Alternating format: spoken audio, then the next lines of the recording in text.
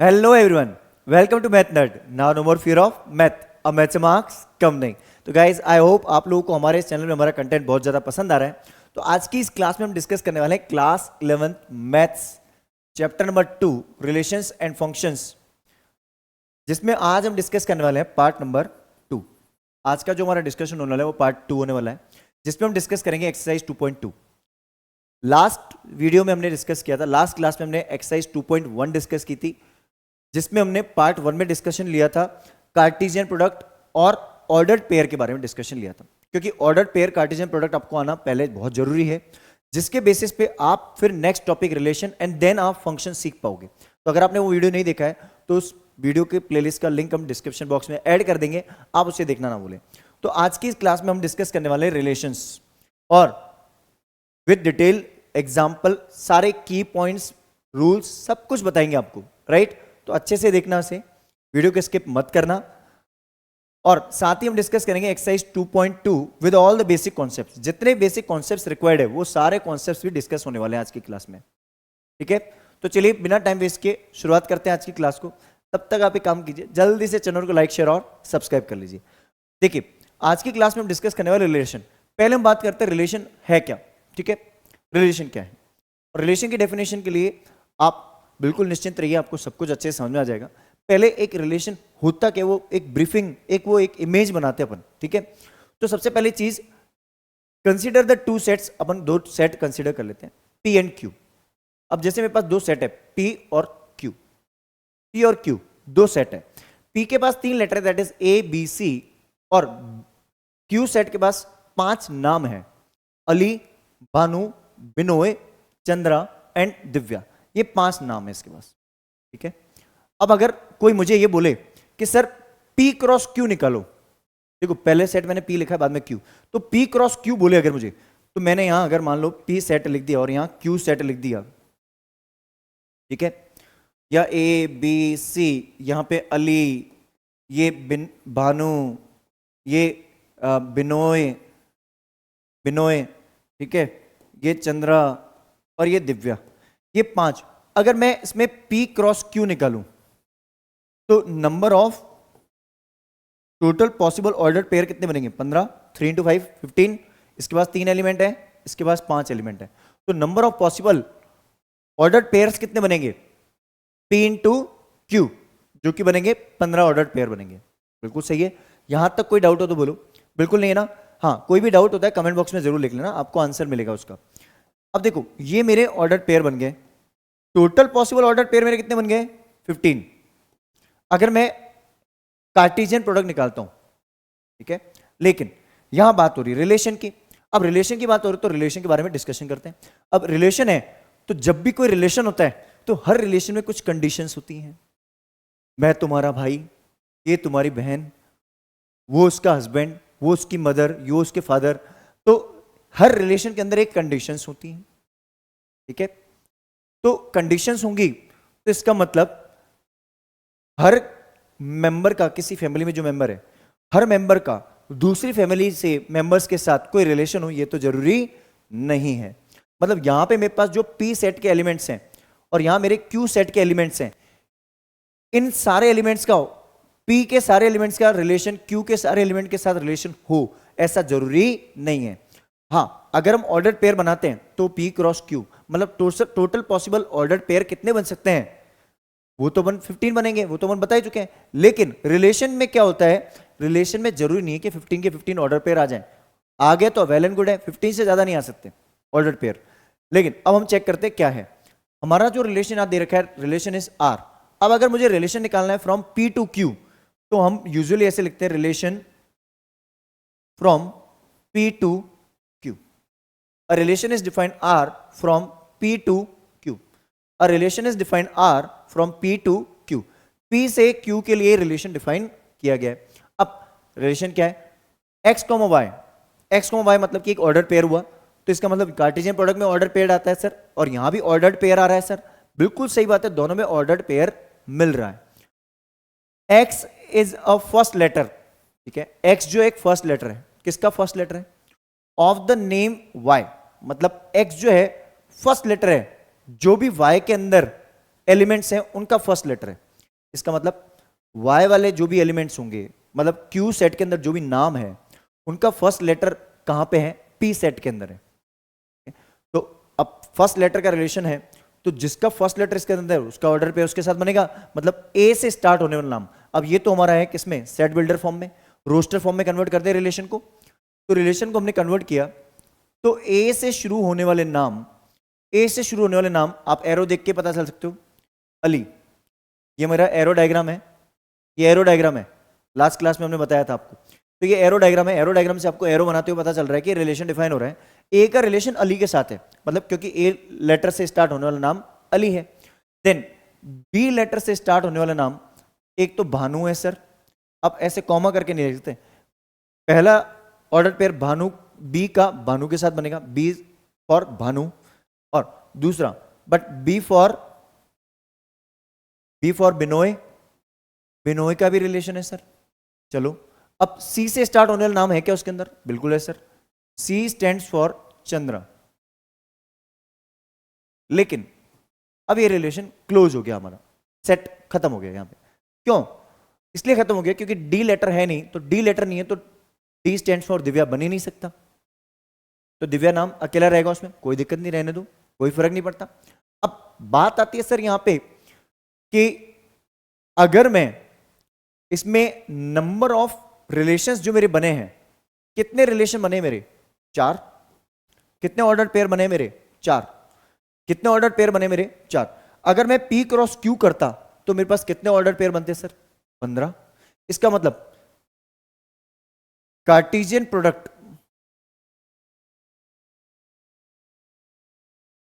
Cartesian product of P cross Q, ये जो है ये पेरेंट सेट है किसका, रिलेशन का, relation R defined from P to Q।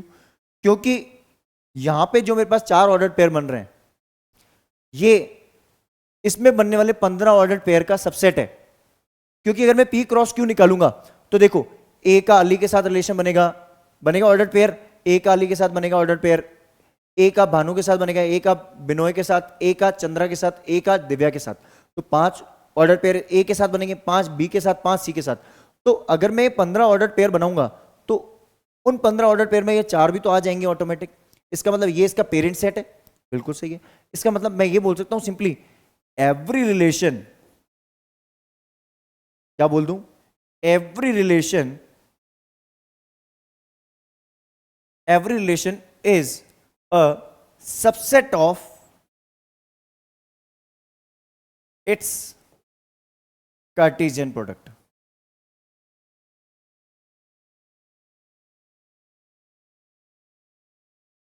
हर एक रिलेशन जो होता है वो सबसेट होता है उसके, जो भी दो सेट होंगे उनके कार्टेशियन प्रोडक्ट्स के, कार्टेशियन प्रोडक्ट का वो सबसेट होगा। कौन सबसेट होगा, जितने मेरे रिलेशन है, जैसे P से Q का रिलेशन है, अब मैक्सिमम ऑर्डर पेयर है कितने होल्ड कर सकता है, 15। अगर ये 15 कर लेगा तो ये प्रॉपर रिलेशन, इम्प्रॉपर रिलेशन हो गया। और अगर 14 रिलेशन होल्ड कर रहा है तो प्रॉपर रिलेशन हो गया। प्रॉपर इम्प्रॉपर सेट के अंदर समझाया था चैप्टर 1 में, अगर आपने वो वीडियो भी नहीं देखे हैं तो हमारे इस चैनल पे प्लेलिस्ट अवेलेबल है चैप्टर 1 की भी, आप उसे देख लेना, ठीक है। अब बात आती है सर, ये सारी चीजें आपने बता दी, अब कुछ पॉइंट्स बाय द टाइम की पॉइंट्स हम डिस्कस करेंगे इसके साथ ही। तो आई होप आपको पहले रिलेशन अच्छे से क्लियर हो गया और कार्टेशियन प्रोडक्ट अच्छे से डिफरेंस क्रिएट हो गए। क्या करना है, जल्दी से इसका स्क्रीनशॉट ले लीजिए। चलिए, तो आई गेस ये टॉपिक आपको अच्छे से क्लियर हो चुका है, ये पॉइंट्स अच्छे से क्लियर हो चुके हैं, तो बस आगे दिक्कत बिल्कुल नहीं होनी है। अब जो हमने अभी तक पढ़ा है, अब वो चीजें सारी की पॉइंट्स में आएंगी हमारी, राइट। अब बात करते हैं की पॉइंट्स की। जब हम की पॉइंट्स की बात करते हैं तो ध्यान से सुनना, अ रिलेशन आर, अब किसकी बात हो रही है, relation R from a non empty set A to non empty set B. देखो जब हम कार्टेशियन प्रोडक्ट निकालते हैं तो सेट ए और सेट बी दोनों ही नॉन एम्प्टी होने चाहिए। अगर आपको पता है रिलेशन जो होता है वो सबसेट होता है ए क्रॉस बी का, अभी बताया था आपको। तो आर भी हमारा नॉन एम्प्टी सेट, आर अगर हम डिफाइन कर रहे हैं तो दोनों ही सेट मेरे क्या होने चाहिए, नॉन एम्प्टी। तो क्या बोला गया है, a relation R from set a non empty set A to non empty set B is subset of Cartesian product of A cross B. तो यहां ये बोला जा रहा है कि R is a subset of A cross B. अब ये सारी चीजें अच्छे से आपको मैं समझाऊंगा, डोंट वरी, ठीक है। कैसे बोल रहा है आर सबसेट होता है? देखो अपन ने मान लीजिए दो सेट ले लिए, एक सेट लिया ए, एक सेट लिया बी। मैंने बोला कि यहां पे फर्स्ट पोजीशन पे ए आता है, सेकंड पोजीशन पे बी आता है और थर्ड पोजीशन पे सी आता है। लेकिन मैंने तो ये रिलेशन के लिए चीजें यूज कर रहा हूं, ठीक है। बट वैसे अगर मैं ए क्रॉस बी निकालूं तो तीन एलिमेंट इसके पास, तीन एलिमेंट इसके पास, तो टोटल ऑर्डर्ड पेयर कितना बनेगा? मींस अगर मैं ए क्रॉस बी निकालता हूं तो total number of ordered pair कितने बनेंगे? 9 बनेंगे सर, क्योंकि 3 इंटू 3 9 अगर मैं ए क्रॉस बी निकालता हूं। लेकिन अगर मैं रिलेशन डिफाइन कर रहा हूं फ्रॉम ए टू बी, और क्या रिलेशन डिफाइन कर रहा हूं कि set A have the position of a letter, English alphabet letter present in set B. तो फर्स्ट पोजीशन पे कौन सा लेटर आता है? ए। सेकंड पोजीशन में कौन सा लेटर आता है? बी। और थर्ड पोजीशन में कौन सा लेटर आता है? सी। इसका मतलब अगर मैं ए क्रॉस बी निकालता, अगर मैं ए क्रॉस बी निकालता तो 1A 1B 1C बनता, 2A 2B 2C बनता, 3A 3B 3C, 9 order pair बनते। तो चलो पहले ए क्रॉस बी निकालते हैं। अगर मैं ए क्रॉस बी निकालता हूं तो ए क्रॉस बी मेरा क्या बनता? अगर मैं ए क्रॉस बी निकालता तो ए क्रॉस बी निकालता अगर मैं, राइट, तो ए क्रॉस बी में क्या होता? 1 का ए के साथ, 1 का बी के साथ, 1 का सी के साथ, then 2A 2B and 2C, फिर 3A 3B और 3C। अब ये मेरे ऑर्डर पेयर बन गए 9। कितने ऑर्डर पेयर बने? 9। ये अपने को स्पेस चाहिए बात के लिए, ठीक है। चलिए अब 9 ऑर्डर पेयर मेरे बन चुके हैं। अगर मैं यहां पे मैं निकालूं, रिलेशन की बात करता हूं, अगर मैं यहां पे रिलेशन, क्योंकि मैंने आपको बता ही दिया कि सेट ए के अंदर जो एलिमेंट है वो पोजीशन है और सेट बी के अंदर इंग्लिश अल्फाबेट है। फर्स्ट पोजीशन में कौन सा लेटर आता है? ए। तो रिलेशन में पास सेट क्या ऑर्डर पेयर क्या बनेंगे? 1 का ए के साथ, 2 का बी के साथ और 3 का सी के साथ। इसका मतलब सर ये बात तो आपकी बिल्कुल सही होगी कि, चलो इसको मिनिमाइज करते हैं थोड़ा सा। इसका मतलब सर ये बात तो आपकी बिल्कुल सही होगी कि आर के अंदर बनने वाले ऑर्डर पेयर, आर के अंदर बनने वाले ऑर्डर पेयर 3 है, इसके अंदर 9 है और ये इसका सबसेट है। तो R is a subset of A cross B. बिल्कुल सही बात है सर। आर जो हमारा ए क्रॉस बी का सबसेट बना के नहीं बना? बिल्कुल बन रहा है सर, क्योंकि रिलेशन के अंदर नंबर ऑफ ऑर्डर पेयर्स कितने बन रहे हैं? 3 बन रहे हैं सर, 3 ऑर्डर पेयर बन रहे हैं। यहां कितने बन रहे हैं सर? 9 बन रहे हैं। यहां तक बात क्लियर है? इसका मतलब ये इसका सबसेट हुआ, ठीक है। चलो आगे बात करते हैं। आगे हम पॉइंट देखते हैं। The subset is derived bye describing a relationship between the first element and the second element of the ordered pairs in A cross B। देखो आपका जो रिलेशन डिफाइन होता है, रिलेशन डिफाइन होता है ऑफ फर्स्ट सेट के element का second set के एलिमेंट में ऑर्डर पेयर में जो आपका रिलेशन डिफाइन होता है, ये कहां से डिस्क्राइब होता है, कहां से बनता है? ये हमारा ए क्रॉस बी का सबसेट होता है। तो वहीं से तो बन रहा है, क्योंकि set A to B, A cross B में अगर 15 ऑर्डर पेयर पॉसिबल हैं तो उसमें से कुछ ऑर्डर पेयर मेरे रिलेशन है, तो वहीं से तो डिस्क्राइब होके आया, मतलब कि उसका पार्टी तो है, वहीं से तो ड्राइव होके आया है। बात समझ आ गई? चलिए नेक्स्ट बात करते हैं। यहां से अब इंपॉर्टेंट पॉइंट है, ये ध्यान रखना, ये बहुत ही इंपॉर्टेंट पॉइंट है, ये वाली लाइन ध्यान से देखना। नेक्स्ट लाइन क्या है? The second element is called the image of first element. एक रिलेशन है, एक रिलेशन है अपना ये वाला, इसको मैं कॉपी करके वहां ले जाता हूं।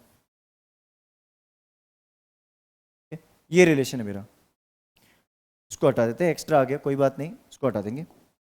Second element is called the image of first element.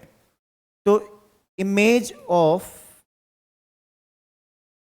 1 is ए। 1 की इमेज क्या है? ए। फर्स्ट सेकेंड एलिमेंट जो होता है वो फर्स्ट की इमेज होता है। तो सर ए की इमेज 1 होगा? नहीं। देखो 1 की इमेज ए, 1 की इमेज ए, फर्स्ट एलिमेंट की इमेज होती है second image element, first element की इमेज क्या होगी? Second element. 1 की इमेज ए, 2 की इमेज बी, 3 की image C. Image of 1 is A, image of 2 is B, image of 3 is C. ये तो बात होगी इमेज की, जो हमने ऊपर डेफिनेशन देखी थी। ठीक है, यहां तक की बात क्लियर है? चलो, यहां तक की बात क्लियर है तो ये पॉइंट तो अच्छे से हो गया। अब जो मेरा फर्स्ट एलिमेंट होता है, ये सेकंड एलिमेंट की प्री इमेज होता है। तो प्री इमेज ऑफ ए, ए की प्री इमेज, ए के पहले वाली इमेज, ए से पहले वाली इमेज कौन सी है? 1। तो ए की प्री इमेज कौन होगी? 1। The preimage of A is 1। ए की प्री इमेज, ये एक्स्ट्रा लाइन बता रहा हूं, प्री इमेज ऑफ ए। अब ए के जो 1 है, 1 जो है वो ए के लिए प्री इमेज है, इमेज नहीं है। 1 की इमेज ए की प्री इमेज 1, 2 की इमेज बी की प्री इमेज 2। तो preimage of B is 2 and the preimage of C is 3। तो सी की प्री इमेज क्या है? सी की प्री इमेज 3। बात समझ आ गई? अच्छे से क्लियर है कॉन्सेप्ट? कोई डाउट हो तो पूछ सकते हो आप। ठीक है, अभी और एग्जांपल लेंगे, डोंट वरी, सारे अभी एक्सरसाइज में क्वेश्चंस आएंगे। आई होप ये एक्सप्लेनेशन आपको अच्छे से समझ में आ चुका है। क्या करना है, जल्दी से इसका स्क्रीनशॉट ले लीजिए। चलिए, तो ये सारे की पॉइंट्स, सारी चीजें अच्छे से क्लियर हो रही हैं। डिस्कस करते हैं नेक्स्ट की पॉइंट। नेक्स्ट की पॉइंट क्या है, अच्छे से देखते हैं। The set of all first elements of ordered pair in a relation R from set A to B is called domain of relation R. देखो, जितने भी एलिमेंट ऑर्डर्ड पेयर में बन रहे हैं, जैसे ये सेट A है और ये सेट B है, ठीक है, ध्यान से समझना। यहां लिखा मैंने 1 2 3 4, ठीक है, यहां लिख दिया मैंने ए बी सी डी, नहीं लिख रहा हूं, ई लिख रहा हूं। उसका रीजन है, अब मैंने क्या किया, फर्स्ट पोजीशन में कौन सा लेटर आता है? ए, सेकंड पे आता है बी फॉर बॉल, थर्ड पे आता है सी फॉर कैट, फोर्थ पे आता है डी, बट वो है नहीं, और फिफ्थ नंबर नहीं है तो ई को भी अपन काउंट नहीं करेंगे। तो फर्स्ट सेट के, अब मैं अगर इसका रिलेशन बनाऊं आर बनाते टाइम ऑर्डर पेयर में कौन कौन इंक्लूड होगा? जिनके एरो बन रहे हैं, मतलब जिनका रिलेशन बन रहा है। तो 1 का रिलेशन बन रहा है किसके साथ? ए के साथ। 2 का रिलेशन बन रहा है किसके साथ? बी के साथ। और 3 का रिलेशन बन रहा है किसके साथ? सी के साथ। 4 का कोई रिलेशन नहीं बन रहा। तो यहां क्या बोला है? All the first elements of the ordered pair, ordered pair के अंदर जितने भी फर्स्ट एलिमेंट होंगे वो मेरे डोमेन होंगे। क्या होंगे? डोमेन। अब बोलोगे सर फर्स्ट सेट के सारे एलिमेंट? नहीं, सारे नहीं, क्योंकि देखो 4 का ऑर्डर्ड पेयर नहीं बन रहा, तो 4 is not the part of domain.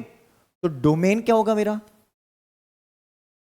यहां मैं एक दो चीजें और भी इंक्लूड कर दूंगा, आगे भी वो चीजें आएंगी सेम।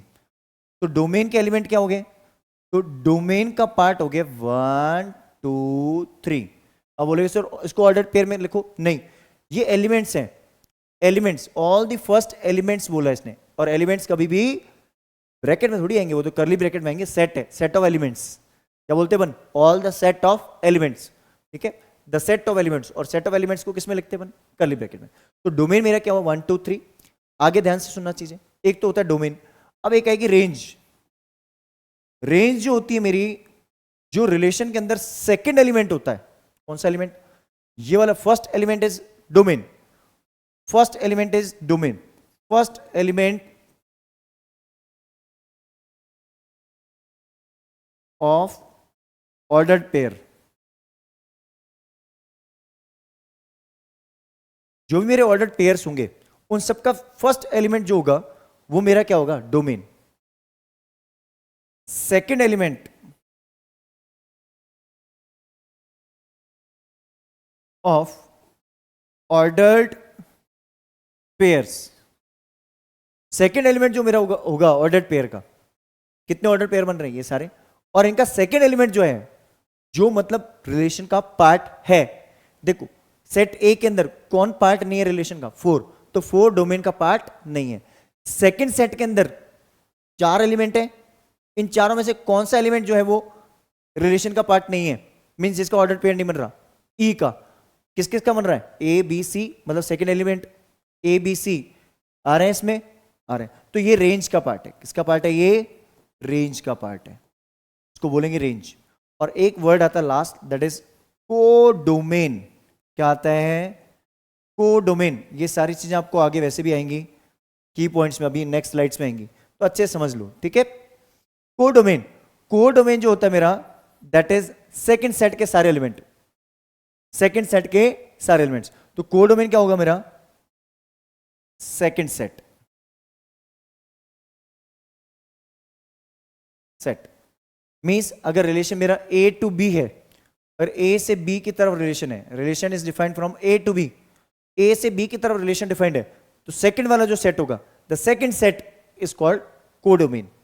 इसका मतलब अगर मैं सेकंड सेट बोलूं बी, बी मतलब कि 1, या इसको बी बोल दूं या और करके इसको लिख दूं ए बी सी और डी, ऐसे भी लिख सकता हूं, बिल्कुल सही बात है। इसको मैं यहां कर देता हूं, ठीक है, और इसको मैं यहां कर देता हूं,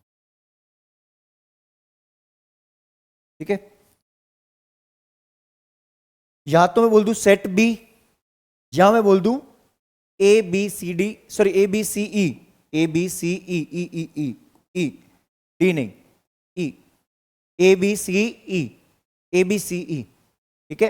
तो ए बी सी ई, ये चारों एलिमेंट मेरे जो हैं, ये क्या है, कोडोमेन का पार्ट है। इसका मतलब सर एक चीज और नजर आई मुझे, जो रेंज है वो या तो कोडोमेन, अगर ये चारों एलिमेंट मेरे ऑर्डर पेयर में यूज हो जाते चारों, तो रेंज और कोडोमेन बराबर हो जाते, बिल्कुल सही बात है। लेकिन अभी के लिए ये 3 एलिमेंट, इसका क्या है, subset A B C is the subset of set B. इसका मतलब एक नोट याद रख लेना, जो कि आगे आएगा। क्या नोट याद रखना है, range is a subset of codomain. Codomain means set B, जो सेकंड सेट होगा उसका कोडोमेन, उसका सबसेट होता है कौन, range. Range is the subset of codomain. बात अच्छे से क्लियर है, समझ में आए पॉइंट्स, क्लियर है ना कॉन्सेप्ट्स, क्या क्या चीजें पॉइंट आ रहे हैं, क्या करना है, जल्दी से इसका स्क्रीनशॉट ले लीजिए। चलिए, तो आई गेस ये सारी चीजें अच्छे से क्लियर हो चुकी हैं आपको। ये सारी चीजें ऑलरेडी आएंगी नेक्स्ट की पॉइंट्स में, ये अच्छे से पॉइंट समझ में आ चुके होंगे, ये डेफिनेशंस भी लिखी हुई है। अब बात करते हैं नेक्स्ट की पॉइंट की। अब ध्यान से सुनना, ये सारे की पॉइंट जो भी बताए वो सारे आ जाएंगे अभी। The set of all second elements, जितने भी सेकेंड एलिमेंट्स हैं, मतलब किसकी बात होने वाली है, रेंज की। The set of all second elements in a relation R from set A to B, ठीक है, एक रिलेशन है from set A to B, ठीक है। तो all the set of all second elements defined in a relation from set to A to B called range of the relation R. जैसे आपने एक रिलेशन आर डिफाइन किया, R define किया set A to B x comma Y such that X belongs to set A and Y belongs to set B. तो जो मेरे जितने भी ऑर्डर पेयर रिलेशन, इस रिलेशन के अंदर मान लो कंडीशन अपन दे देंगे, सेट ए के एलिमेंट दे देंगे, बी के एलिमेंट दे देंगे और कुछ कंडीशन डिफाइन कर देंगे। तो जो मेरा फर्स्ट एलिमेंट होगा ऑर्डर पेयर में, ऑर्डर पेयर में फर्स्ट एलिमेंट होगा, तो ये एक्स कोमा वाई है, इस ऑर्डर पेयर में फर्स्ट एलिमेंट मेरा हमेशा होगा that is for domain, and जो सेकेंड एलिमेंट होगा दैट इज फॉर रेंज, ठीक है। And set B is codomain, समझ में आई बात, set B is codomain, set B मेरा क्या होगा, कोडोमेन। तो आपको इस लैंग्वेज में भी मैंने चीजें समझा दी हैं, ठीक है। अब बात करते हैं, the whole set B is called codomain of relation R, and note एक नोट आ ही गया, देखो मैं जो चीजें नोट करा रहा था आपको वही नोट आ गया, आप नोट नहीं कर रहे थे इसलिए आ गया ऑटोमेटिक। मैं इतनी देर से बोल रहा था नोट कर लो, यही चीजें आने वाली हैं, नोट कर लो। क्या नोट है? Range is subset of codomain. Range जो है वो सबसेट होती है किसका? कोडोमेन का। ठीक है, बात समझ आई? अब एक नोट है हमारे पास, इस नोट को भी डिस्कस कर लेते हैं। ठीक है, चलो नोट देख लेते हैं। The total number of relations that can be defined from set A to B is the number of possible subsets of A cross B, जिसको अपन क्या बोलते हैं, अगर मेरे पास सेट ए के अंदर नंबर ऑफ एलिमेंट्स हैं पी पी, सेट बी के अंदर एलिमेंट्स है मेरे पास Q, then N of A cross B कितने हो गए? P Q. मतलब टोटल ऑर्डर्ड पेयर्स मेरे कितने बन सकते हैं? P Q. तो टोटल नंबर ऑफ रिलेशंस कितने बनेंगे? 2 to the power P Q. देखो मैं इसको अच्छे से समझा देता हूं, क्या है पॉइंट, क्या है अच्छे से समझ लो, ये पॉइंट समझना बहुत जरूरी है। यहां डेफिनेशन जो आपको दे रखी है वो आपको फिर भी कॉम्प्लेक्स लगेगी। जैसे मैंने भी बात की कि सेट ए और बी है अपने पास दो, ठीक है, सेट ए है और सेट बी है, दो सेट है। Set A, a relation is defined, a relation is defined from set A to set B. एक रिलेशन मेरा डिफाइंड है from set A to set B. ठीक है, अब एन ऑफ ए, मान लो मेरे पास पी एलिमेंट्स हैं ए के अंदर, एन ऑफ बी कितने हैं? क्यू एलिमेंट्स हैं। तो n of A cross B कितने होंगे? टोटल पॉसिबल ऑर्डर्ड पेयर कितने बनेंगे? कितने ऑर्डर्ड पेयर बनेंगे? पी क्यू, क्योंकि इसको हम क्या बोलते हैं? N of A into n of B, P Q बन गए। अब टोटल नंबर ऑफ रिलेशंस जो मेरे बनते हैं, total number of possible relations जो मेरे होंगे is 2 to the power P Q होंगे। कितने रिलेशंस टोटल पॉसिबल बन सकते हैं? 2 टू द पावर पी क्यू। बात समझ आई? जैसे अपन टोटल नंबर ऑफ सबसेट्स बनाते थे, जो अपन अगर A cross B, N of A cross B की वैल्यू पी क्यू है, तो total number of possible subsets कितने बनते थे? 2 to the power P Q. यहां पे भी वही है, total number of possible relations जो बनेंगे वही टोटल नंबर पॉसिबल सबसेट्स वाली ही कहानी हो गई। बात समझ आई कि नहीं आई? क्योंकि हो सकता है कि पहले सेट के एलिमेंट का सिंगल एलिमेंट का रिलेशन हो, नो रिलेशन हो, तो ऐसे करते करते अपने टोटल पॉसिबल रिलेशन जो होंगे वो होंगे 2 to the power P Q. क्योंकि एम्प्टी रिलेशन भी बनता है, एक खाली रिलेशन भी बनता है, ए से बी की तरफ खाली रिलेशन, कोई रिलेशन नहीं है, एम्प्टी रिलेशन। बात समझ आई कि नहीं आई? अभी आपको समझा देंगे अच्छे से। ठीक है, नेक्स्ट स्लाइड पे। तो क्या करना है, जल्दी से इसका स्क्रीनशॉट ले लीजिए।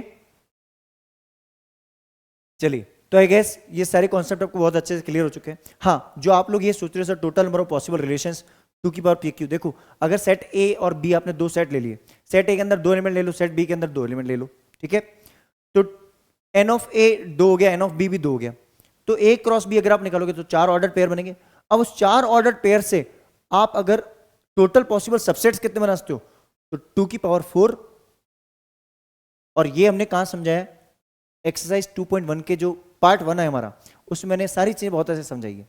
तो आपको अगर थोड़ा भी डाउट है तो आप वहां से देख लेना। वैसे हमारे जैसे हम सबसेट्स बनाएंगे वैसे हमारे पॉसिबल रिलेशंस बनेंगे। अब आप बोलेंगे सर उसमें तो सबसेट में एम्प्टी सबसेट भी बनता है, empty set is a subset of every set, तो यहाँ पे एम्प्टी रिलेशन भी बनेगा, खाली रिलेशन। पहले सेट का दूसरे सेट के साथ कोई रिलेशन नहीं है, कोई दिक्कत नहीं है। मान लो सेट के अंदर एलिमेंट्स है 1 और 2 और सेट बी के अंदर एलिमेंट है पी और क्यू, तो फर्स्ट पोजीशन में ना पी आता है ना सेकंड पोजीशन में क्यू आता है, तो उसके मतलब क्या हुआ? कोई रिलेशन बना? नहीं बना। जब कोई रिलेशन नहीं बनेगा इसका मतलब वो एम्प्टी रिलेशन हो गया। क्या हो गया? खाली रिलेशन। क्लियर है? चलो अब डिस्कस करते हैं एक्सरसाइज। अब एक्सरसाइज की बात करते हैं। एक्सरसाइज 2.2 में फर्स्ट क्वेश्चन देखते हैं अपन। Let A is defined 1 to 14 numbers हैं, ठीक है। Define a relation R from A to A. देखो खुद का खुद से रिलेशन बना सकते हैं, कोई बड़ी बात नहीं। मतलब एक रिलेशन अपने पास दे रखा है आर। क्या रिलेशन है, ध्यान से देखो, खुद का खुद से रिलेशन कैसे बनेगा वो भी देख लेना। सॉल्यूशन बात करते हैं अपन। A relation is defined R. R एक रिलेशन है जिसमें एक ऑर्डर पेयर है X comma Y such that 3x minus Y equal to 0। Condition है इसकी है वेयर जहां पे x और y मतलब पहला एलिमेंट और दूसरा एलिमेंट दोनों की वैल्यू जो आप पिक करोगे, फर्स्ट एलिमेंट और सेकंड एलिमेंट दोनों की वैल्यू आप कहां से पिक करोगे, फ्रॉम सेट ए। 1 से लेकर 14 तक के सारे नंबर आप यूज कर सकते हो। ठीक है, चलो पहली बात करते हैं कि इनका दोनों का 3x minus Y equal to 0 होना चाहिए। तो इसको मैं अगर इक्वेशन को थोड़ा ऐसे लिख दूं, 3x इक्वल टू वाई लिख सकता हूं। हाँ, अब मुझे x की ऐसी वैल्यू रखनी है, मैं x की वैल्यू रखूंगा y की नहीं, क्योंकि y equal to 3 times of x। x की वैल्यू रखोगे तो फिर कंडीशन चेक करना बहुत मुश्किल हो जाएगी। मतलब मैं x की वैल्यू रखता जाऊंगा और y की वैल्यू मिलती जाएगी। ठीक है, लेकिन ये ध्यान रखना ना तो x की वैल्यू एक्सीड करनी चाहिए और ना ही y की वैल्यू। ठीक है, अब देखो क्या क्या पॉसिबल वैल्यू रख सकते हैं। तो रिलेशन के अंदर मैं वैल्यू रखता जाऊंगा। यहां पे मैंने अगर x की वैल्यू रखी, मिनिमम वैल्यू से स्टार्ट करेंगे। अगर मैं x की वैल्यू रखता हूं 1, मैंने रखा 3 इंटू 1 रख दी, तो यहां पे वैल्यू कितनी मिल गई, y की वैल्यू कितनी मिलेगी 3। चलो जी, तो 1,3 ना तो 114 से ज्यादा है। देखो ये दोनों वैल्यूज सेट ए से बाहर नहीं जानी चाहिए, मतलब 1 भी 14 से छोटा है, 3 भी 14 से छोटा है, मतलब ऑर्डर पेयर बनेगा। चलो अब 2 पुट करते ही 3 2 जा 6 आ गया। अब पुट करते हैं 3, कौन सी वैल्यू पुट करते हैं, 3 इंटू 3 के साथ ऑर्डर पेयर क्या बना 9, ना तो 3 14 से बड़ा है ना 9। फिर नेक्स्ट वैल्यू कौन सी पुट कर दे सर, 4, 3 4 जा 12, सॉरी 4 पुट किया ना, तो 3 4 जा 12, 3 तो पहले था, 3 इंटू 4 12, पुट तो हमने 4 किया था ना। चलिए नेक्स्ट वैल्यू देखते हैं, 3 5 जा 15, 3 5 जा कर दूं यहां पे 4 की जगह, 3 इंटू 5 15 हो जाएगा। तो y की वैल्यू कितनी हो गई 15। जैसे ये वैल्यू 15 हो गई, क्या एक्सेप्ट करोगे क्या आप, क्या y की वैल्यू, y किसको बिलोंग कर रहा है, सेट ए को, y belongs to set A, लेकिन सेट ए के अंदर तो मैक्सिमम वैल्यू कितनी है 14। तो क्या 15 को एक्सेप्ट करा सकता हूं क्या मैं यहां पे, नहीं सर, मतलब ये तो गलत हो गया। मतलब मेरे सेट क्या बनेगा, मेरी मैक्सिमम वैल्यूज 15 तक नहीं जा सकती।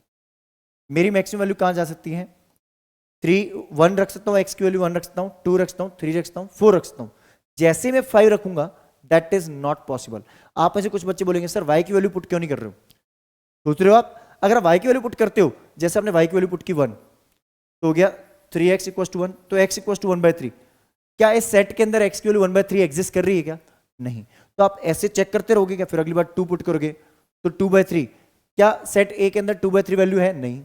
फिर आप 3 पुट करोगे तो 3 पुट करते हो गया 3/3 मतलब कि 1, तो ऐसे चेकिंग करोगे क्या, नहीं। जो वेरिएबल सिंगल वेरिएबल है, मतलब जिसके आगे कोएफिशिएंट नहीं है, उसकी वैल्यू तो फाइंड करेंगे, और जिसके आगे कोएफिशिएंट है उसकी वैल्यू पुट करेंगे। यही ध्यान रखना रिलेशन के अंदर। ठीक है, चलो क्लियर है कॉन्सेप्ट, बात करें आगे। Write down the domain, codomain and range. देखो domain are all the first elements, तो 1 2 आप x की क्या क्या वैल्यू पुट कर सकते हो 1 2 3 4, और रेंज जो वैल्यू मुझे x की वैल्यू पुट करने पे y की वैल्यू मिलेगी, मतलब कि 1 की इमेज क्या है 3, 2 की इमेज 6, 3 की इमेज 9, 4 की इमेज 12, रेंज आ गई। कोडोमेन, कोडोमेन आपको पता ही होगा,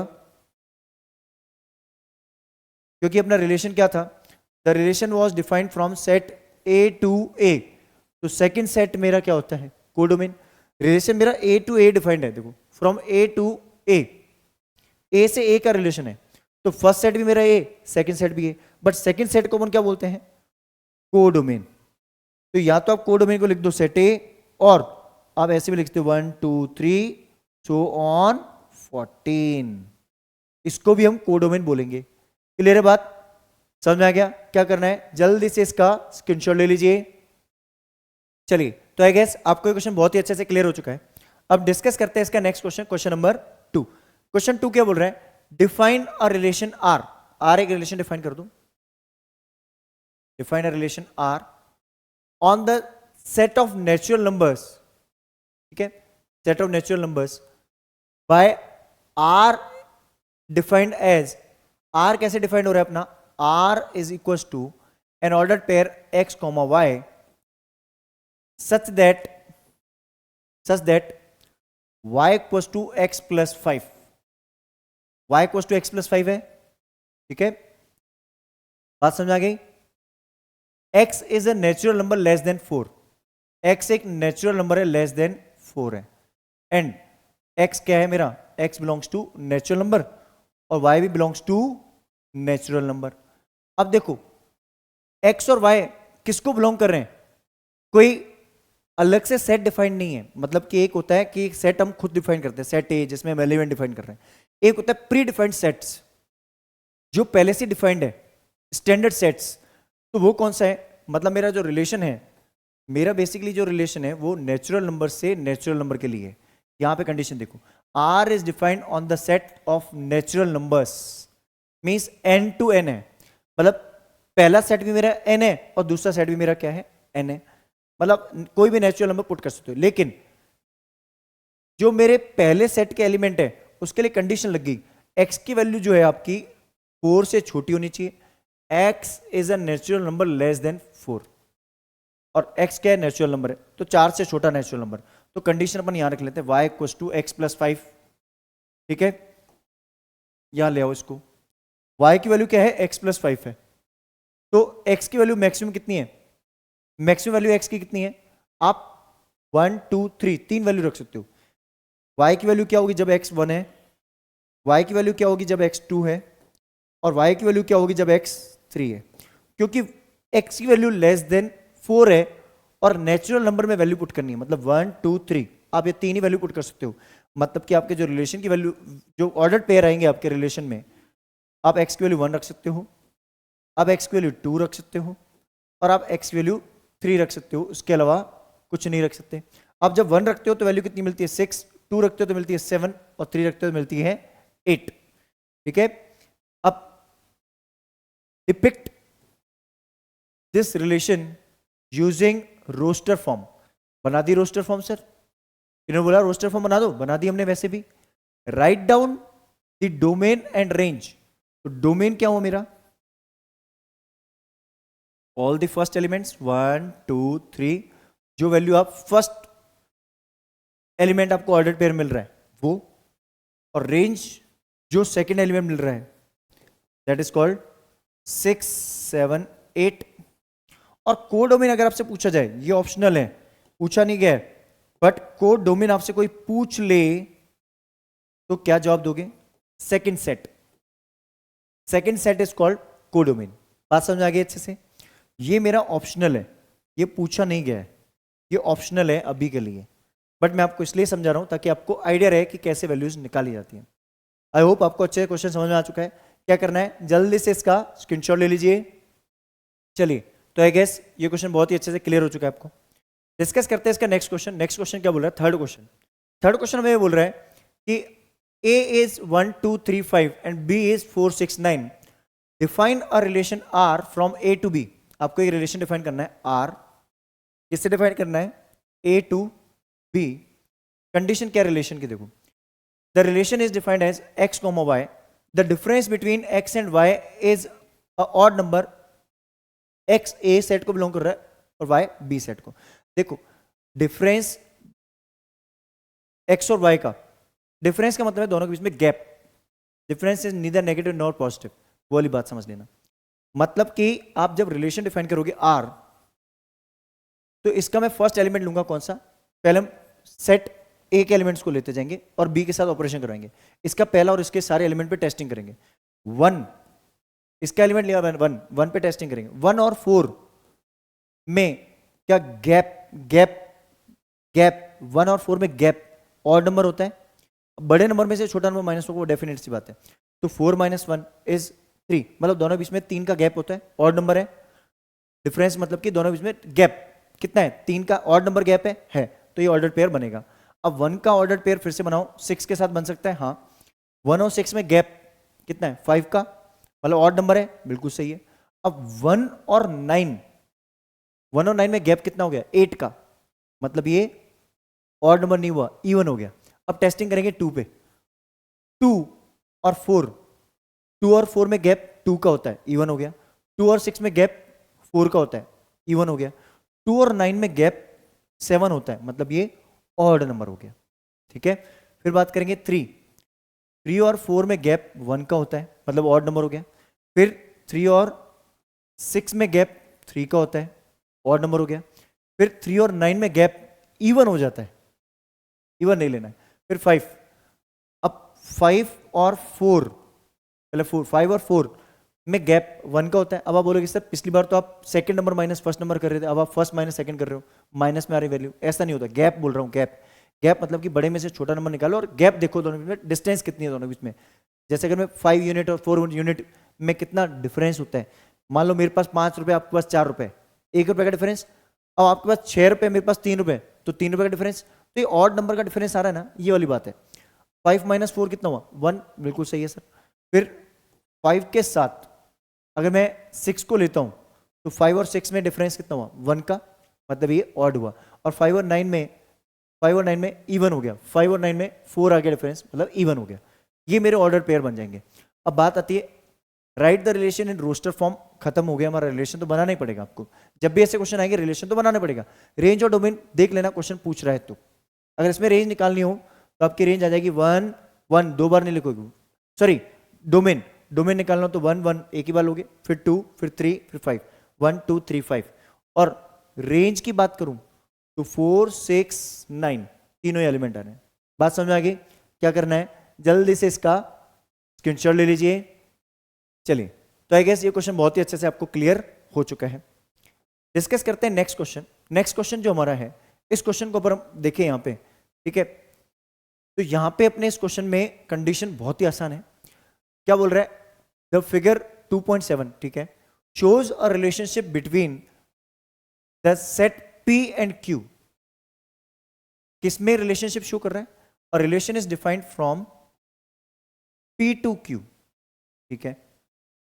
अब ये जो रिलेशन है इसको मुझे लिखना है, write down this relation in the form of set builder form. किस फॉर्म में लिखना है, सेट बिल्डर। सेट बिल्डर में लिखना है तो हमेशा ध्यान रखना, मैं पहले इसको लिखूंगा R कर्ली ब्रैकेट में x, y। पहले सेट के एलिमेंट को मैं बोल रहा हूं x और दूसरे सेट के एलिमेंट को मैं बोल रहा हूं y, सच दैट, ये तो पहले ऑर्डर पेयर के लिए चीजें बन गई, क्योंकि ऑर्डर पेयर में आएगा तो ऑर्डर पेयर में आएगा तो x, y तो लिखना बनेगा। अब बात आती है, अब इसको ऑब्जर्व करो, इन दोनों में क्या ऐसा गैप आना नजर।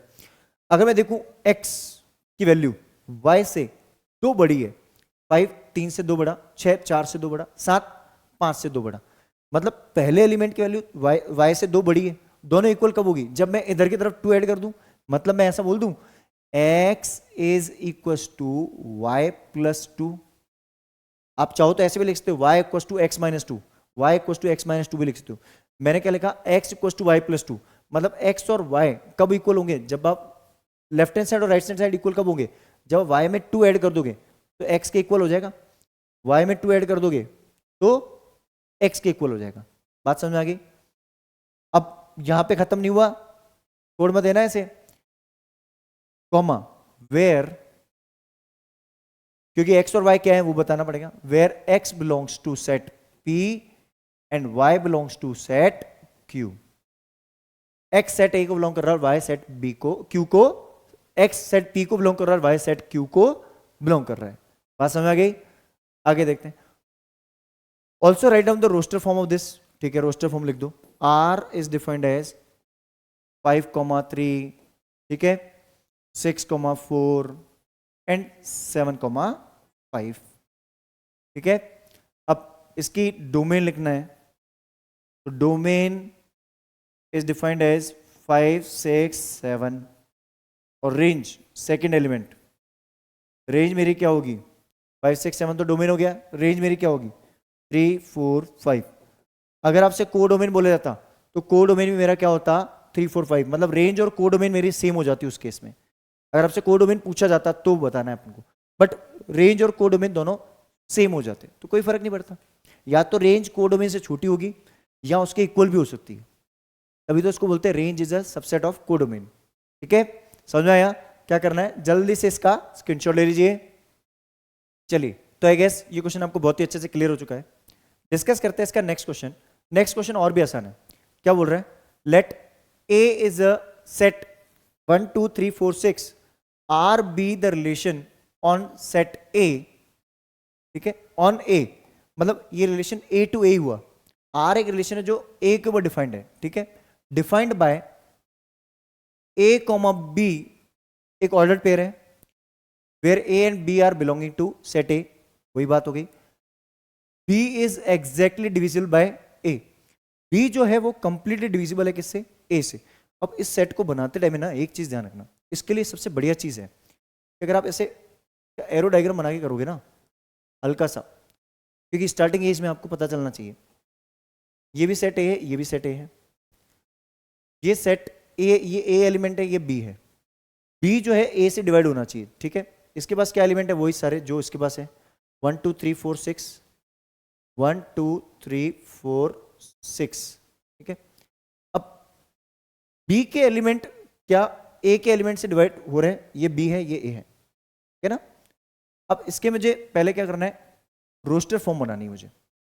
रोस्टर फॉर्म बनाने के लिए मैंने क्या किया, सबसे पहले क्या 1 इस 1 से डिवाइड होता है, मतलब इसके एलिमेंट मुझे चेक करने हैं, इसके सारे एलिमेंट इसके साथ डिवाइड होते हैं। क्या इसका पहला एलिमेंट बी मतलब कि 1, क्या इसका 1 पहले सेट के 1 के साथ डिवाइड होता है, मतलब पहले मैं 1 पे टेस्टिंग कर रहा हूँ, इस पे टेस्टिंग कर रहा हूँ, 1 पे सारी टेस्टिंग करूंगा। क्या 1 से डिवाइड होता है, हाँ होता है सर। क्या 2 सेकंड सेट का 2 फर्स्ट सेट के 1 से डिवाइड होता है, हाँ सर, क्योंकि मुझे B इज एग्जैक्टली डिविजिबल बाय A चेक करना है, मतलब फर्स्ट सेट का एलिमेंट सेकंड सेट के एलिमेंट को कंप्लीटली डिवाइड कर रहा है कि नहीं कर रहा है। फिर नेक्स्ट मैंने चेक किया 1 तो सबको डिवाइड करता है, तो 1 3 को भी डिवाइड करेगा, 1 4 को भी डिवाइड करेगा और 1 6 को भी डिवाइड करेगा। नेक्स्ट हमने टेस्टिंग शुरू की अब 2 के साथ। अब चेक करेंगे 2, क्या 2 1 को डिवाइड करेगा, नहीं करेगा। क्या 2 को डिवाइड करेगा, बिल्कुल करेगा। क्या 2 3 को डिवाइड करेगा, नहीं करेगा। क्या 2 4 को डिवाइड करेगा, बिल्कुल करेगा। क्या 2 6 को डिवाइड करेगा, बिल्कुल करेगा। बात समझ आ रही है, 2 पे खत्म हो गया काम। अब 3 1 को डिवाइड नहीं करेगा, 3 2 को डिवाइड नहीं करेगा, 3 को डिवाइड करेगा और 3 6 को डिवाइड करेगा। ठीक है, 3 पे भी टेस्टिंग खत्म। अब 4 ना तो 1 को डिवाइड करेगा, ना 2 को, ना 3 को, बट 4 को डिवाइड करेगा। तो 4 किसको डिवाइड करेगा, 4 डिवाइड्स 4। अब बात आती है 4 की, खत्म हो गई बात।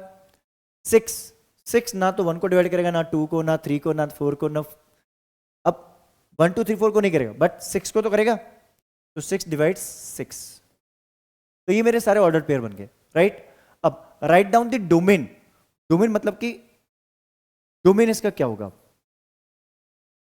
तो डोमेन जो है मेरे पहले एलिमेंट, देखो 1 यूज हो रहा है, आ रहा है, 2 आ गया, हाँ रिपीटेशन कभी नहीं लिखते हैं सेट के अंदर, एलिमेंट कभी रिपीटेड फॉर्म में नहीं आते। 1 आ गया, 2 आ गया, फिर कौन आएगा, 3 आएगा, फिर कौन आएगा, 4 आएगा, फिर कौन आएगा, 6 आएगा। बात समझ आ गई अच्छे से, क्लियर है कॉन्सेप्ट। चलो आगे देखते हैं। फिर फाइंड द रेंज। रेंज की बात जब भी होती है, तो रेंज की जब भी बात होगी आपकी, रेंज जो मेरी होती है, रेंज मतलब कि जो इसमें एलिमेंट मेरे सेकंड एलिमेंट में मेरा 1 भी यूज हो चुका है, 2 भी आ चुका है, 3 भी आ चुका है, 4 भी आ चुका है, 6 भी आ चुका है। जब मेरा 1 के साथ डिविजिबिलिटी टेस्ट हुआ था ना, तो सारे एलिमेंट आ गए थे। अब बाद में वो आए नहीं आए उससे मतलब नहीं है, रिपीटेशन अलाउड नहीं होता, इसलिए हम एक ही बार लिखेंगे। तो 1 2 3 4 6 सारे आ चुके हैं। ठीक है, बात समझ आ गई अच्छे से। क्या करना है, जल्दी से इसका स्क्रीनशॉट ले लीजिए। चलिए, तो आई होप आपको ये क्वेश्चन बहुत अच्छे से हमने समझाया है। अब बात करते हैं नेक्स्ट क्वेश्चन, क्वेश्चन नंबर 6 की। क्वेश्चन 6 की जब हम बात कर रहे हैं यहाँ पे, तो अपने पास क्या है, determine the domain and range of the relation R defined as this. ठीक है, आपका रिलेशन डिफाइन करना है। ऑर्डर्ड पेयर में आपके पास क्या आ रहा है, पहला एलिमेंट है x और दूसरा एलिमेंट है आपका x + 5। ध्यान रहे, जब आप x की वैल्यू पुट करोगे, x की वैल्यू पुट करोगे, आपको सेकेंड एलिमेंट की वैल्यू मिलेगी, और x की वैल्यू आपकी ये डिफाइंड है।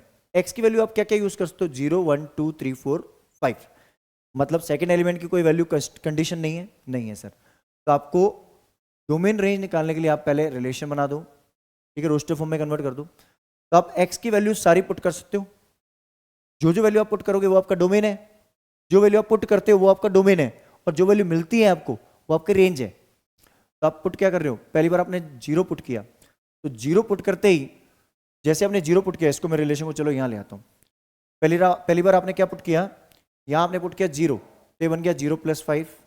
अगली बार आपने पुट किया 1, ये बन गया 1 + 5। नेक्स्ट टाइम आपने पुट किया 2, ये बन गया 2 + 5। नेक्स्ट टाइम आपने पुट किया 3, 3 + 5। फिर आपने पुट किया 4, 4 + 5। फिर आपने पुट किया 5, और ये बन गया 5 + 5, ठीक है। तो आपने 0 पुट किया तो मिला आपको 5, फिर आपने 1 पुट किया तो आपको मिला 6, फिर आपने 2 पुट किया तो आपको मिला 7, आपने 3 पुट किया तो आपको मिला 8, आपने 4 पुट किया तो आपको मिला 9, आपने 5 पुट किया तो आपको मिला 10। ये आपकी वैल्यूज आ गई, बात समझ आ गई। अब रेंज और डोमेन, सॉरी, डोमेन और रेंज, तो रेंज और फिर उसके बाद हम इसको नीचे लिख लेते हैं, बाद में डोमेन लिखेंगे, पहले ऊपर। तो ये डोमेन और रेंज की बात होती है। जब डोमेन वो सारी वैल्यूज होती है जो आप पुट करते हो, और रेंज वो वैल्यू होती है जो आपको मिलती है, मतलब आपने पहली वैल्यू पुट की और दूसरी वैल्यू मिलती है, मतलब सेकेंड एलिमेंट मेरा जो है यहाँ पे मैं डोमेन की वैल्यू क्या क्या पुट की मैंने, 0 1 2 3 4 5, ये वैल्यूज मुझे पॉसिबल अलाउड थी पुट करना, तो ये मेरा हो गया डोमेन। अब रेंज मुझे मिली क्या क्या वैल्यू, 0 पुट करते मिला 5, ये देखो सेकेंड एलिमेंट, 5 6 7 8 9 10, ये मेरी हो गई रेंज। आई होप आपको ये क्वेश्चन बहुत अच्छे से क्लियर हो चुका होगा। क्या करना है, जल्दी से इसका स्क्रीनशॉट ले लीजिए। चलिए, तो आई गेस ये क्वेश्चन आपको बहुत ही अच्छे से क्लियर हो चुका है। डिस्कस करते हैं इसका नेक्स्ट क्वेश्चन जो है question number 7। Write down the relation R is defined as x, x³। पहला एलिमेंट हमारा क्या है, x, दूसरा एलिमेंट हमारा क्या है, x³, second element, second component. x is a prime number less than 10। तो पहले अपन वो नंबर्स निकाल लें, prime numbers less than 10 are. कौन कौन से प्राइम नंबर लेस देन 10 है, 2 सबसे छोटा प्राइम नंबर, 1 नहीं होता, 1 इज यूनिक नंबर, 2 3 5 एंड 7, ये 4 ही नंबर हैं और कोई नहीं है, ठीक है। अब ये वैल्यूज आप x की पुट कर सकते हो, मींस आपका जो x बिलोंग्स टू आप लिखोगे, x जो है आपका वो है 2 3 5 7, ठीक है, सिंपली ये बोल सकते हैं अपन। तो आपका जो रिलेशन बनेगा r ऑर्डर्ड पेयर में x, x³, तो 2, 2³ जिसको आप नीचे लिख दो 2, 8, देन 3, 3³ कितना होगा, 3, 27, 9 मत लिख देना, ठीक है। 5, 5³ कितना होगा, 5, 125, और लास्ट नंबर इज 7, 7³, तो 7, 343, ठीक है, 343 होता है 7 का क्यूब, और यही मुझे बोला है write in the roster form. तो ये मेरा आंसर है। क्लियर, समझ में आया अच्छे से। क्या करना है, जल्दी से इसका स्क्रीनशॉट ले लीजिए। चलिए, तो आई गेस ये क्वेश्चन भी आपको बहुत ही अच्छे से क्लियर हो चुका है। डिस्कस करते हैं इसका नेक्स्ट क्वेश्चन नंबर 8। क्वेश्चन 8 क्या बोल रहे हैं, set A is x, y, z and set B is 1, 2. Find the number of relation from set A to B. Number of relation, तो रिलेशन मेरा A to B है, तो यहां लिखते हैं अपन number of relations from A to B। क्या होता है, 2 की पावर, 2 की पावर में होता है आपके पास क्या, पहले आप निकालोगे n ऑफ A, कितना है, n of a 3, number of elements in b that is 2 n b, और ये 2 की पावर होता है n of a into n of b, n of a into n of b, number of elements in set A multiplied with number of elements in set B. ठीक है, तो यहां पे वैल्यू क्या आ जाएगी, 2 to the power 3 into 2, तो हो जाएगा 2 की पावर 6, 3 to the 6, और 2 पावर 6 64 रिलेशंस हो जाएगा। कितने हो गए, 64 रिलेशंस। आई होप आपको क्वेश्चन अच्छे से क्लियर हो गया। क्या करना है, जल्दी से इसका स्क्रीनशॉट ले लीजिए। चलिए तो डिस्कस करते हैं लास्ट क्वेश्चन। लास्ट जो क्वेश्चन होने वाला हमारा नाइन्थ क्वेश्चन। नाइन्थ क्वेश्चन बहुत ही इंटरेस्टिंग है। नाइन्थ क्वेश्चन क्या बोल रहे हैं, let R be the relation Z defined by R a comma b where a and b belongs to Z. दोनों ए और बी जेड को बिलोंग कर रहे हैं, मतलब इंटीजर्स। जेड मीन्स, जेड का मतलब होता है set of integers, set of integers. ध्यान रखना, चैप्टर 1 में हम समझा चुके हैं, सेट ऑफ इंटीजर्स होता है जेड। ठीक है, A comma B is an integer. A और बी का डिफरेंस आपका इंटीजर होना चाहिए। आपका ए भी इंटीजर है, बी भी इंटीजर है। अब पहला नंबर भी इंटीजर, दूसरा number integer. As we know, यहां एक लाइन समझ लो पहले, एज वी नो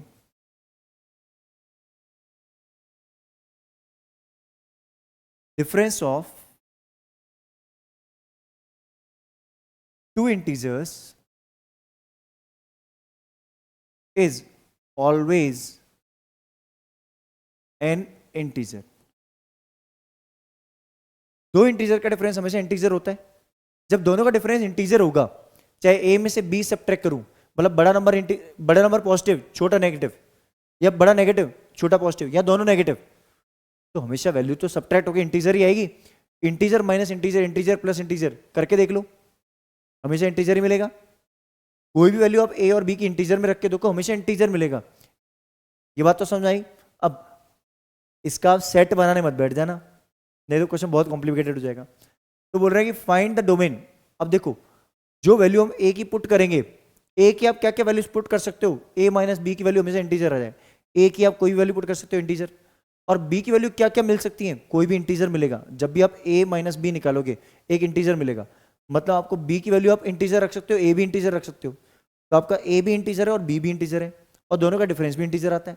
इसका मतलब डोमेन जो आप वैल्यूज पुट करोगे, आप फर्स्ट एलिमेंट जो आप a की वैल्यू रख सकते हो, बिलोंग्स टू z। डोमेन मेरा किसको बिलोंग कर रहा है, z को, मतलब इंटीजर्स को। रेंज, रेंज किसको बिलोंग कर रही है, ऑल द इंटीजर्स, क्योंकि आप a की वैल्यू भी इंटीजर रख सकते हो, b की वैल्यू इंटीजर रख सकते हो। तो a और b की वैल्यू आप कुछ भी रख सकते हो इंटीजर में, और उनका डिफरेंस भी इंटीजर आएगा। तो ऑर्डर पेयर में a और b हमेशा इंटीजर ही रहेंगे। बात समझ आ गई। क्या करना है, जल्दी से इसका स्क्रीनशॉट ले लीजिए। चलिए, तो आई होप आप लोगों को हमारे इस चैनल पे हमारा कंटेंट बहुत ज्यादा पसंद आ रहा है, हमारा एक्सप्लेनेशन पसंद आ रहा है। अगर आप लोगों को हमारा ये कंटेंट पसंद आ रहा है, तो बस आपको एक ही काम करना है, हमारे इस चैनल को मैथ नर्ड को ज़्यादा से ज़्यादा लोगों के साथ शेयर कीजिए और इस चैनल को सब्सक्राइब कीजिए। तो चलिए मिलते हैं किसी और वीडियो के साथ। Till the time, have a great day.